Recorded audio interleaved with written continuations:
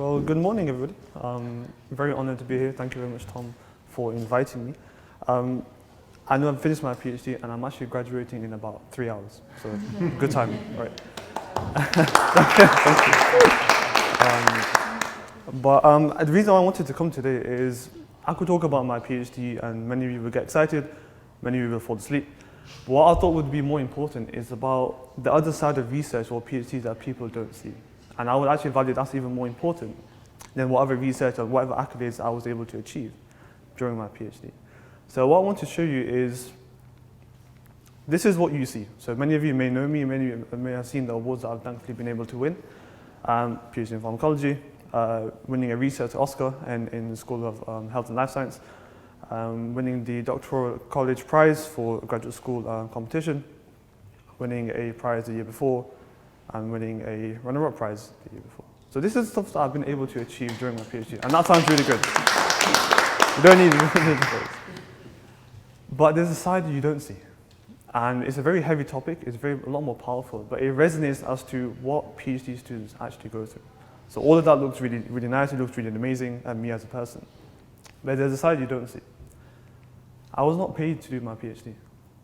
So I had to work many other jobs throughout my research to make ends meet, to the point where I had to sometimes fast just to save money so I could make ends meet. You know? That's the side people don't see. I was in no active research group.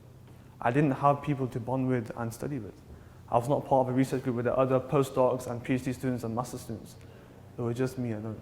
And many of you know that doing a PhD alone is very localized, very, very lonely, it's very isolated. Having nobody around you in that sense makes it even more difficult. That's the side you don't see. I was my first PhD student for my supervisors. That's also daunting for them and also daunting for me, because it's also a learning curve for them. So you become the guinea pig on how to supervise a PhD student. That can go well or not. You can say which one you actually went through. And what's even more important, I used to cry in the research lab. Things weren't going well. On the weekends, at night, you saw all of those awards. That's what you see. But what you don't see is stuff like this that PhD students go through, me included. Several times. I wish this doesn't happen to you, but it's the reality of doing a PhD. It is that difficult. But when you go through it, you can achieve great things. But this is the side people don't see. I used to mark students' coursework next to my mother who was in hospital every single month for 4 years. That's the side you don't see. So imagine how powerful it is that you may see somebody, as you said earlier, who's won this award, done this, and that looks all amazing. But you didn't see the struggle that person went through to get there. It's this concept of mental health for PhD students. You know, there's a lot of useful need for undergraduates who go through a lot. But I'll just come back to that in a minute. But doctoral candidates are just as human as everybody else. We need as much mental health and support as everybody else. So if you saw earlier, I had things that made my own PhD even more difficult. That's the side people don't see. And one of the biggest hurdles I had was I was actually born with speech and listening difficulty. So throughout my whole teenage years, I actually struggled to talk and communicate and have the confidence to stand here in front of you and give a presentation. My biggest weakness in life became my greatest strength. To go back to it all, everything you saw here is to do with presenting. It's to do with talking, whether it's to a research audience, a layman audience. So I reiterate, my biggest weakness became my greatest strength. And that takes a lot of mental health resilience to overcome and go through. And everybody who does a PhD has their own story, has things that they find difficult, or they struggle with, or they have personal commitments, or other commitments that people don't see. So that support is ever more needed. So how did I develop that mindset? How did I go from being really shy to talk, having all of these difficulties that stifled my progress in research, to those awards that you were able to see? I changed the perspective. I didn't say if I get a PhD. I said when I would get a PhD. That mindset shift was very important, because no matter what issues I had in my laboratory, being there on the weekend, doing laboratory work day in, day out, things aren't going well. I said no, when I would finish my PhD. And that mindset shift was very, very, very, very important for me. Because a lot of the times in life, not just in PhD, we focus on what if, not what is. So this what if becomes a lot of hypothetical scenarios. What if this happens? What if I don't get that interview? What if this laboratory work doesn't happen? What if I don't publish this paper? What if the supervisor says this? It's realms of things you can't control. So I focus on what is. So as I mentioned to you, I was not paid to do my PhD, but it could have been a position that I couldn't do a PhD at all. I was my first student for my supervisors. It could have been I didn't have any supervisors at all. You know, I was marking students' coursework next to my mother who was hospitalized. At least she was still alive. That's the perspective I had to change. So I didn't look at what if, they were fully funded and somebody else wasn't. To give you an example, one of my colleagues, he finished his undergraduate degree, started doing a PhD. Now, I'll put it this way. He got a 2-1 in his first degree. I got a first in biomedical science. He was fully funded in his PhD. I wasn't. Now, on the surface, that looks unfair, right? But that was out of my control. So a lot of times we moan about why did he or she get funding, why he or she got that paper published, why he or she's PhD is a lot easier than mine. That is out of your control and none of your concern. So I focus on myself. Something else I wanted to talk about is the truest form of gratefulness. And this is something that was very powerful for me to get through my PhD. Now, I'll give you an analogy. If I was to give all of you a MacBook Air, I wish I could, I don't have that much funding, but if I gave all of you a MacBook Air and I came back 2 weeks' time to your offices, to your PhD offices, and I asked you, how was that gift I gave you? Some of you might have said it's still in the box, so I've not really used it. Some of you might have said, thank you very much for that gift that you gave me. Well, a small portion of you would have said, thank you so much, and you would have been utilizing that gift to the best of your ability. The reason why I'm mentioning this is, I feel everything that I have is a gift. I need to make use of it to the best of my ability. Saying thank you is not enough. Being consistent with what you do is not enough. Being continuous with what you do is not enough. The way I approach my life is being relentless in what I'm doing. That's the mindset I used to get through my PhD. I became relentless in every walk of my life. No matter how much work I needed to do, no matter how much days and hours I needed to do, I had that mindset. I said, when I finish my PhD, not if. And I looked at that as the truest form of gratefulness for me. You know, whatever you feel is whether it's innate ability or divine intervention, whatever it is, gratefulness still remains the same. How to practice that is by being relentless in your ability, maximizing everything that you have to the best of your ability.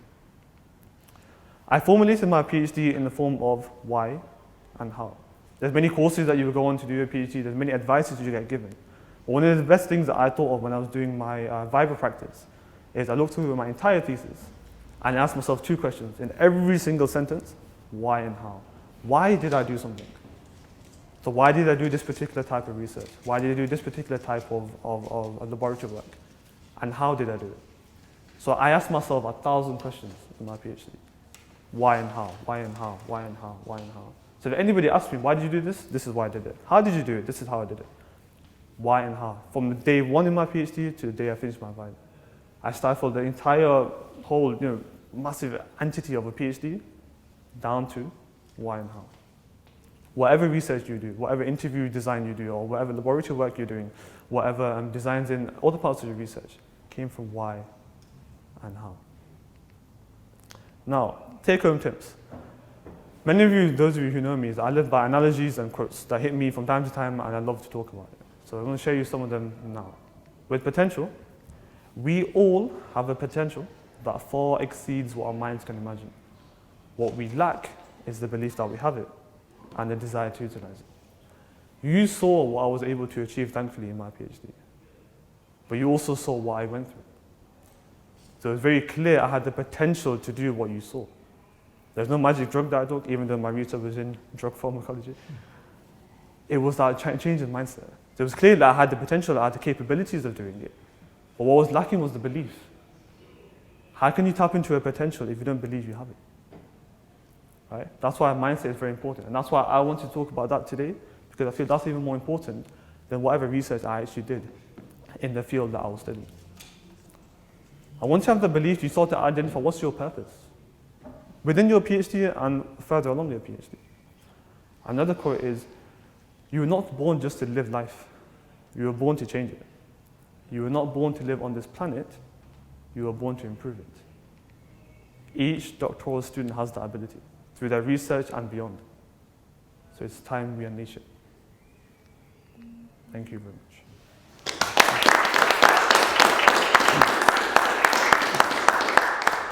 Thank you very much. I'm going to take the initiative and ask the first question. We've got a bit of time for that, and we'll sort of open to the floor. What's next? Where are you looking at going next? The next sort of The next progression. So I looked at a PhD as a foundation for what one wanted to do. The colleague gentleman earlier mentioned about it being like an anchor in your research. One of the reasons why I like about research is I love to talk about complex things and explain it in a simple way. That's why those presentations that I was able to win was basically on that process. Talking about tumor-induced angiogenesis in the sense of cutting off a blood supply for a tumor so it can't grow. And I enjoy talking about research, and I'm fascinated by research. I read about research, I talk about research, I love to talk with researchers. So my kind of goal next is to go into a postdoc and a lectureship, but change the dynamics slightly, change the research culture. The reason why is there is a big gap between research and public engagement.